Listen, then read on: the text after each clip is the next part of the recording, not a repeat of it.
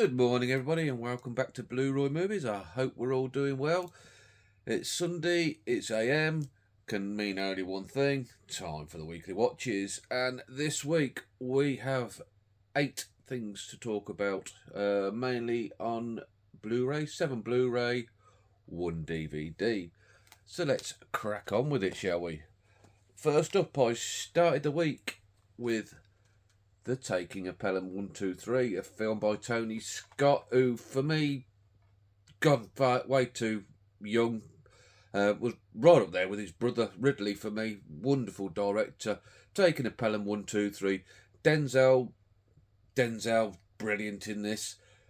And John Travolta, who's hit and miss with me, but fortunately in this one it's very much a hit. He goes from really lows like bloody Grease to highs like Pulp Fiction, and this one, thankfully, is one of the better ones. And Taking of Pelham 123, a remake that I think is actually better than the original. I have watched the original and it was alright, but it didn't really land for me. But I really enjoyed this one. This one really hits.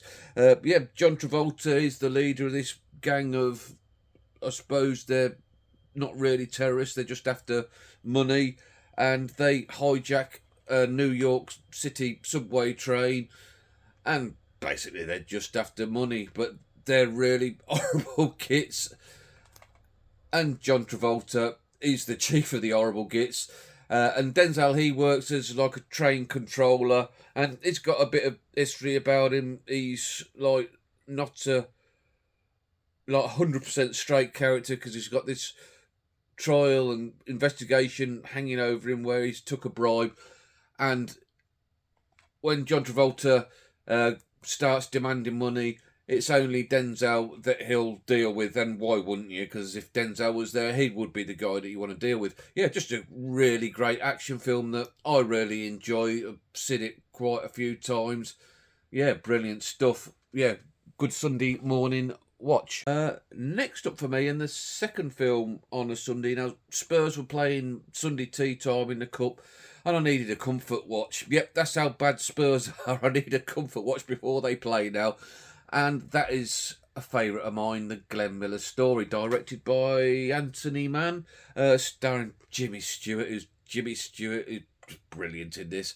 I don't even know what Glenn Miller looks like in real life, but if I picture Glenn Miller in my head, I just picture Jimmy Stewart, because that's what he looked like in real life, obviously. And June Allison, who played his wife. And this is just a feel-good film that I love, and the first time I've watched it on Blu-ray, all about the life and times of Glenn Miller from his early days where he was in bands, but his ambition was to do his own music, his own scores, his own movements, which he was having trouble getting made, and ultimately made his trombone was always in and out of pawn shops because he never had any money, up to his rise in fame and his untimely death during World War II when he was killed in a plane crash, sadly. Yeah, loved the film. Great feel-good film. Love Jimmy Stewart. Jimmy Stewart's brilliant. And I've just had Glenn Miller tunes stuck in my head all week now after watching this. Yeah, love the music. Very catchy. Great feel-good film.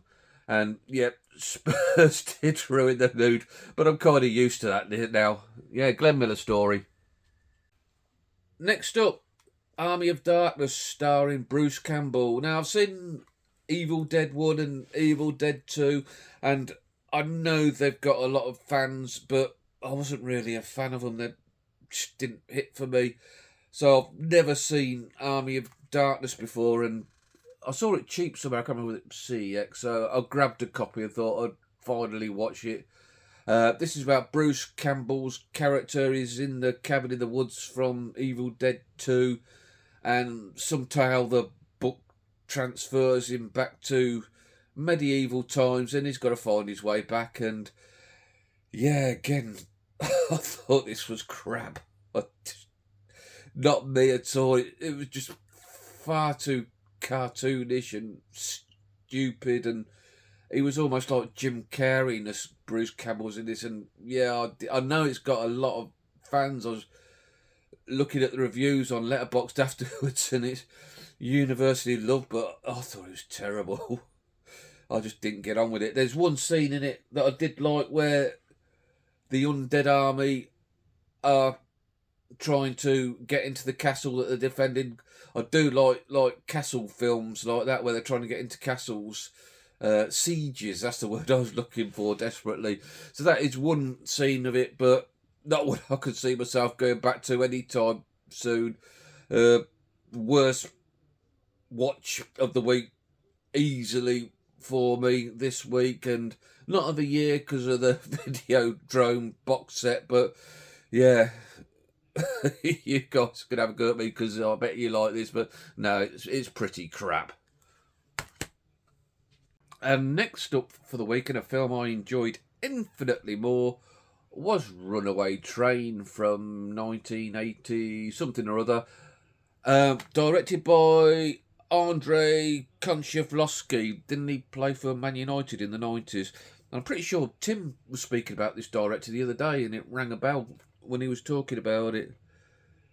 Yeah, this is one I really, really like. It stars John Voight, who's great in it, and Eric Roberts, who sometimes gets some flack, but I enjoy him. I think he's quite an underrated actor. He's the brother of Julia, and he's the father of Emma Roberts. These about these two guys. They're inmates in a maximum security prison in Alaska. John Voight is this like head criminal, if you like, in there. All the other inmates and convicts all look up to him and sort of hero worship him. And he breaks out and takes Eric Roberts along with him, and it's Alaska, so it's a really, really cold, icy, snowy type film. Quite fitting for the time of year, really. And they, in the act of running away from the prison, they jump aboard this train, a freight train, and hide out on there. And unfortunately, the train driver, he has a heart attack and dies and falls off. Leave them alone on there, apart from Rebecca De Mornay, who just happened to be working at the time and just thought she'd have a kip on the train, which you do when it's -20 outside, go in the back of a train and have a sleep while you're at work. Go figure. Yeah, but it's a really great prison escape action film that I really enjoy. Another one that I've seen quite a few times and gets better and better every time I watch it. Yeah, really underrated one, because I don't hear many people talking about this. If you like your prison escape stroke action films, give this a watch by all means. Don't know whether it's still on print from Arrow Video at all, but I'm pretty sure you can get a copy second hand for not too bad a price. Yeah, Runaway Train, very, very good stuff indeed. Next up was a film that Sammy G from Sammy G's World of Cinema, he was telling me about and made it sound really good. So I thought I'd grab myself a copy, and from eBay quite cheap, I found a copy of Toby Jones in Marvellous, and it was actually pretty bloody marvellous. This tells the story of Neil Baldwin. I think I've got that right. Yes, I have, which incredible, because I have a thing about remembering names. Yeah, Neil Baldwin. He was this guy, well, he still is, he's still alive. He is this guy with learning difficulties, and he'd done various things in his life, from circus clown to all sorts of things, and he'd never let his disabilities stop him in doing what he wanted to do.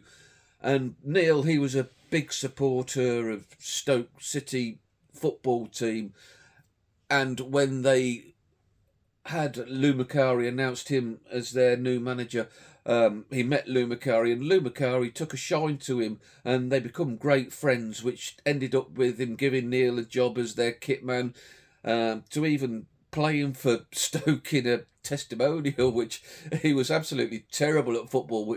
It gave a, like, he scored in the testimonial in his head with his diving header where he raised like a salmon to head the ball home, but in reality, like, the salmon was still in a tin. But yeah, really great feel-good film of this guy just overcoming his difficulties to get on in life, and he was a guy that everybody loved, and just the ups and downs in his life. It intersped the footage with Toby Jones with the real Neil Baldwin, and he actually nailed the character because he did look really like him with the thick rimmed glasses. And also they had the real Lou Macari also doing segments in the film, and yeah, really good film. So I can only say thanks, Sam, for introducing me to this one, and one I can see myself going back to. A really, really good film, English film, which Sam has got a good knowledge of English films. If he recommends me an English film, I'm going to sit up and take notice. So thanks again for that, Sam. Next up, I dove back into the Dirty Harry box set to watch the third iteration of the character, the Enforcer. Now, I really enjoyed this. I thought it's obviously not as good as Dirty Harry, and I like Magnum Force, but I liked it a bit more than Magnum Force, which, again, looking at the letterboxd reviews afterwards, I seem to be in a minority with that. But yeah, just landed well for me, this one. This stars Harry, Clint Eastwood as Harry, and he takes on a new female partner, which you could have Harry imagine for 70s Dirty Harry. That didn't go down very well with him. He didn't like getting a male partner, let alone they had the temerity to send him a girl one. And I wouldn't want to be Dirty Harry's partner because they don't last very long. And this female partner, she was played by Tyne Daly, who was one half of Cagney and Lacey, and a bit like Anton Deck, I'm not sure which one was which, so she was either Cagney or Lacey, put it that way. This is about the pair. They're on the case of this gang of ex-American soldiers, I think they're Vietnam vets, who raid an arms depot and steal all these arms, and then they take the mayor of the city hostage and are demanded hostage negotiations. And it's all about Clinton, Cagney or Lacey breaking the gang, and it's pretty paint by numbers as you can expect, and you know what's going to happen. But it was a damn good time. I really enjoyed it. Good action. Clint was being Clint, and Cagney or Lacey, she was very good at it as well. I've only ever seen Cagney and Lacey before, so I'll have to have a look, see what else Tyne Daly's been in, and give her another watch. Yeah, really good stuff. Clint Eastwood, really enjoying my trawl through the Dirty Harry box set. I'll be getting on to the next one sometime this week, I should think. Next up for the weekend, the only DVD of the week, the brilliant Sam Peckinpah directed Ride the High Country, starring Randolph Scott and Joel McCrea. Like Scott and McCrea, two actors I'm not infinitely au fait with. I think I've seen Scott in Tall Tea. I can't think of anything else, and I've got a couple more Scott westerns up there, so I'll have to get to them. And Joel McCrea, I think I've only seen him in Sullivan's Travels before, which is a very good film. But I know, like Scott, he's got a big history of like 50s and 60s westerns. So again, another actor I need to get on more of his stuff. And Sam Peckinpah doesn't often let you down, and this was no exception. This about these two guys team up with this other younger guy to go into the mountains to this mining community, and they've agreed to bring back the gold they've mined back into the town, back into the bank, and get it safely in the bank, which is going to be a hazardous trip because there's only one way in and one way out of this mountain. On the way, they get involved with this woman, which never works out well in these sort of films, and take her along to the village with them. When they get there, this woman marries into this family of abusive brothers, and they decide, the guys, to rescue her from a situation she's landed in herself and take her back to the town, which doesn't bode well with the brothers, who are then trying to kill them all the way back to the town. Yeah, really, really good western. I really enjoyed. Like I say, Peckinpah doesn't let you down. Not sure if there's a Blu-ray. There might well be. Again, I think I seem to recall Sam talking about this recently, and if I might have dreamt that, but maybe Sam's picked up the Blu-ray, and I'm going to have to investigate that because yeah, really good Western. One I should have got around to a long time ago, but there's just so many movies and so little time. And last for the week, and by no means least at all, was a film by Michael Powell, Peeping Tom, and back into my vintage classics collection. Now, Michael Powell, he teamed up earlier in his career with Emmerich Pressburger to bring such wonderful films such as The Red Shoes and The Black Narcissus, such Matter of Life and Death, such beautiful, beautiful films. And this is such a far cry from them films because in a good way, this is a horrible, horrible film. This is about this guy who had an abusive childhood where his dad was a scientist who was studying the effects on terror on kids and used to terrorise him as a boy, filming his every movement, waking him up in the middle of the night by shining torches in his face, and just generally abusing the poor kid.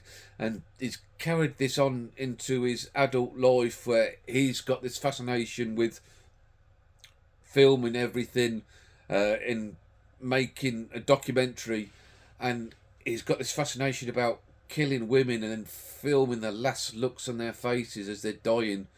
And yeah, really, really horrible film that was banned, I think, for many a year and was misunderstood in 1960 when it come out and nearly finished Powell's career. I think he had to go abroad again after this to finish and find some little work he could find. But thankfully, as times have moved on, this has received a new appreciation because it's a bloody good film. Yeah, really, really good. Gritty, grimy, horrible to watch, gets under your skin, but well worth the journey. It's Anne Massey in it as well, who I've only seen in another Hitchcock film, and which is quite fitting because this is actually quite Hitchcockian. It could have been a Hitchcock directed film. Yeah, rounded off the week with a bang. So that was it for the week. 8 titles. What are your thoughts on my watches? Do you agree what I've said? If you disagree as well, it don't matter to me. Put it down below. It's all full of the fair. Give us a big thumbs up if you've liked what I've done here today. Maybe think about subscribing. If you want to hear more of my infinite wisdom and see more of my good looks, I'll catch you all later. You'll be good and keep talking movies. See you later. Ta-ra.